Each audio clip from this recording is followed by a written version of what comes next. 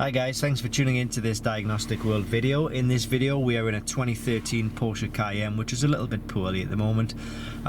We have the iCarsoft POR version 2.0 kit to help us through this. The POR 2 kit is available at Diagnostic World. It's www.diagnostic-world.com.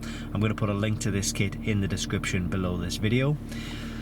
So we have the tool plugged into the diagnostic port. You can see we've got a few parking lights, we've got traction control and an ABS warning light on the dashboard here. So we have this plugged in and we're going to go through the diagnosis section and see if we can find out where the exact problem is with this car. So we're selecting our vehicle, which is 92A 2011 onwards. Click on manual and we'll go to PSM, which is Porsche Stability Management. That's Porsche's name for ABS system. So we'll click on to enter. Get a few flashing messages on screen and click on to read DTCs, which is diagnostic trouble codes. And we've got two fault codes here. So the first one is 011B88, front left RPM sensor signal implausible. And we'll scroll along to the next one, which is 011B0C, front left speed sensor electrical fault. So the RPM sensor and speed sensor front left basically means that we have a faulty ABS sensor on this vehicle.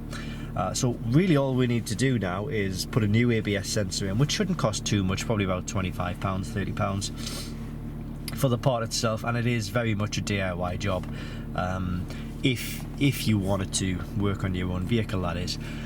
But once we put a new ABS sensor in, it's really just a case of coming back into the vehicle, clicking on clear DTCs. Once we've done that, then we should be able to get rid of all of the warning lights and the fault codes on screen here. But that's all thanks to the iCarsoft POR version 2.0 that we have been able to diagnose this fault, and it makes our life a lot easier going forward in fixing this issue.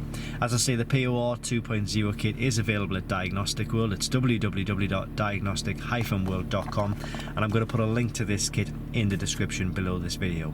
Thanks very much for watching, and I hope this helps.